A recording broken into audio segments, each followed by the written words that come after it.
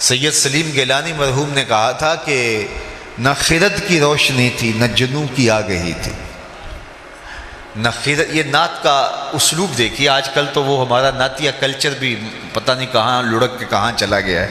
Button ٹھاں کر دیتے، button ہاں کر دے اور لوگ آگے سے سبحان اللہ پکار رہے ہوتے ہیں. لیکن ذرا نعت کا یہ شعر دیکھیے، نہ خرد کی روشنی تھی نہ جنوں کی آگہی تھی، نہ خرد کی روشنی تھی نہ جنوں کی آگہی تھی، تیری رہبری سے پہلے یہ جہاں جہاں نہیں تھا، تیری رہبری سے پہلے یہ جہاں جہاں نہیں تھا، تیرے آستاں سے پہلے کوئی آستاں نہیں تھا، میں وہ زمین تھی جس کا کوئی آسمان نہیں تھا. تو زندگی کا سارا جمال، زندگی کی ساری روشنیاں اور زندگی کے سارے اجالے اس دہلیز سے نصیب ہوتے ہیں. تو انسان کو شعور اپنی ذات کا بھی ملا تو اس در سے، اس دہلیز سے، اس چوکھٹ سے نصیب ہوا، ورنہ آج بھی یہ دھکے کھا رہا ہوتا. اور شعور ذات الہی، توحید کا تعقل آج مجھے اور آپ کو نصیب ہے تو اسی دہلیز سے ملا ہے، ورنہ انسان تو محسوسات کا عادی ہو گیا تھا. اقبال نے کہا تھا خو گرے پیکرے محسوس تھی انسان کی نظر، شکوے میں خو گرے پیکرے محسوس تھی انسان کی نظر، بن دیکھے خدا کو پھر کوئی مانتا کیوں کر. انسان تو عادی تھا کہ وہ دیکھ کر کے چیزوں کو جن کو محسوس کرتا تھا، مبصر چیزیں تھیں، ان کو مانتا تھا. باقی قوم موسیٰ نے دو ٹوک نہیں کہا لن نؤمن لک حتی نری اللہ جہرا، ہم تمہیں نہیں مانیں گے جب تک اللہ کو کھلی آنکھوں سے نہیں دیکھیں. لیکن یہ حضور کے غلاموں نے نہیں کہا کہ ہم اللہ کو دیکھیں گے تو مانیں گے، کہا تجھے دیکھ لیا اسے دیکھ لیا. حضور آئینہ جمال خدا ہیں. من رآنی فقد رأى الحق، جس نے مجھے دیکھا اس نے اللہ کو دیکھ لیا. تو ایک ایسی ذات پر اتنا پختہ یقین اور اس قدر تیقن کہ گرمیوں کے سخت روزے اور زبان کانٹا بنی حل خشک ہے اور 8 سال کے بچے نے روزہ رکھ لیا اور ماں اس کو سمجھا رہی ہے کہ بیٹے یہ ٹھنڈا مشروب ہے پی لیجئے، کوئی نہیں دیکھ رہا. تو وہ بچہ بھی کہہ رہا ہے ماں اللہ دیکھ رہا ہے. ایک ایسی ذات پر اتنا پختہ یقین کیسے ہو گیا جس کو دیکھا نہیں ہے، جو سوچا نہیں جا سکتا، جو سمجھا نہیں جا سکتا، جو خیال اور فہم و ادراک کی حدود سے ورا ہے. وہ اکبر الہ آبادی نے کہا تھا تو دل میں تو آتا ہے سمجھ میں نہیں آتا، میں جان گیا بس تیری پہچان یہی ہے. سوچنے بیٹھے تو سوچا نہ جا سکے، تولنے بیٹھے تو تولا نہ جا سکے، سمجھنے بیٹھے تو عقل بے بس ہے، خیالوں کی حدود سے وہ ورا ہے. تو کیسے مانے؟ نہ جوہر ہے نہ عرض ہے، تو کیسے اس کو تسلیم کرے؟ اتنا پختہ یقین ہوا کیسے؟ تو میں تمہیں ایک کہانی سناؤں. سوا نامی ایک شخص جا رہا تھا، اس کے ہاتھ میں گھوڑا تھا. تو حضور کی نظر پڑی تو گھوڑا پسند آ گیا تو اس کو کہا یہ بیچتے ہو؟ اس نے کہا جی بیچتا ہوں. کتنے کا؟ اتنے کا. سودا طے ہو گیا. فرمایا تاجرانہ غرض سے تو نہیں آیا تھا، میں تو گزر رہا تھا، اچانک تمہارے سے سودا ہو گیا، تم رکو تو میں گھر سے قیمت لے کے آیا. اس نے کہا میں رکا ہوں. حضور گئے تو کسی نے اس کو کہا یہاں ٹھہرے ہوئے ہو؟ اس نے کہا کہ مسلمانوں کے نبی سے اس گھوڑے کا سودا کر لیا. تو وہ قیمت لینے گئے تو اس نے کہا مجھ سے زیادہ پیسے لے لو.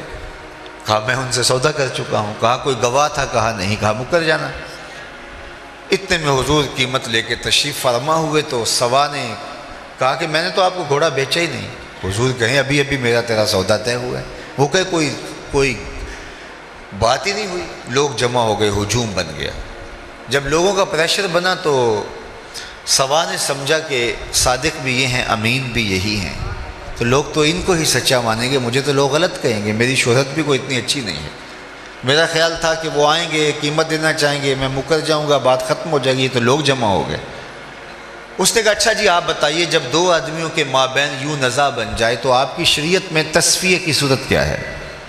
تو آقا کریم نے فرمایا میری شریعت یہ کہتی ہے جو مدعی ہے وہ گواہ لائے، اور اگر اس کے پاس گواہ نہیں تو والیمین علی من انکر، جو انکار کرتا ہے وہ قسم دے دے. اس نے کہا بات ختم ہو گئی.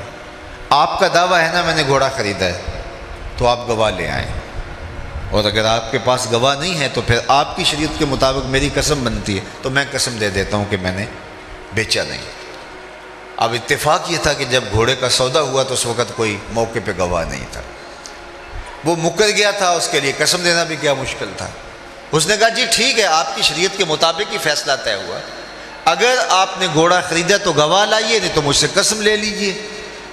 مجمع میں موجود حضرت خزیمہ بن ثابت انصاری رضی اللہ تعالیٰ عنہ آگے بڑھے، سینے پہ ہاتھ رکھا اور سوا سے مخاطبت کرتے ہوئے کہا گواہی مانگتا ہے، میں گواہی دیتا ہوں، اللہ کے رسول نے تم سے گھوڑا خریدا ہے اور جتنی قیمت میں بتا رہے اتنے میں سودا ہوا ہے۔ اب وہ مفت تو دے نہیں رہا تھا، اس نے باقاعدہ اپنی مرضی کی قیمت سے طے کیا تھا، بس زیادہ پیسوں کے لالچ میں آ گیا تھا اور مکر گیا۔ اس نے راستہ نکلنے کا پا لیا، کہا جی ٹھیک ہے میرا مطالبہ پورا ہو گیا۔ اس نے گھوڑا دیا، حضور نے قیمت دی، لوگ ہٹنے لگے، مجمع چھٹنے لگا، تو حضور نے حضرت خزیمہ کو قریب بلایا، کہا گھوڑا بھی مل گیا، بات بھی سچی، لیکن تم نے گواہی کیسے دی؟ تم تو موقع پہ تھے ہی نہیں۔ تو سنو جو حضرت خزیمہ بن ثابت انصاری نے کہا، آپ کے سینے میں ٹھنڈ پڑ جائے گی، میں تقریر یہیں بھی چھوڑ دوں تو آپ ناراض نہیں ہوں گے، اتنی خوبصورت بات ہے۔ تو حضرت خزیمہ بن ثابت انصاری رضی اللہ تعالی عنہ کو فرمایا تم نے کیسے گواہی دی؟ تم تو موقع پہ موجود ہی نہیں تھے۔ تو حضرت خزیمہ بن ثابت بولے حضور گھوڑا کیا ہے، آپ کے کہنے پہ ہم نے رب کی گواہی دے دی، رب کو دیکھا تھا آپ نے کہا نا، جنت اور دوزخ کی گواہی دے دی آپ نے کہا تھا، تو گھوڑا بھی آپ ہی کہہ رہے تھے۔ تو حضور نے حضرت خزیمہ بن ثابت انصاری کا ہاتھ پکڑا اور فضا میں بلند کیا، کہا جانے والوں ٹھہر جاؤ، رک جاؤ، کسی عدالت کچہری میں گواہوں کی ضرورت ہو تو میری شریعت 2 گواہ مانگتی، لیکن جہاں میرا خزیمہ ہوگا ایک کی گواہی 2 کے قائم مقام ہوگا۔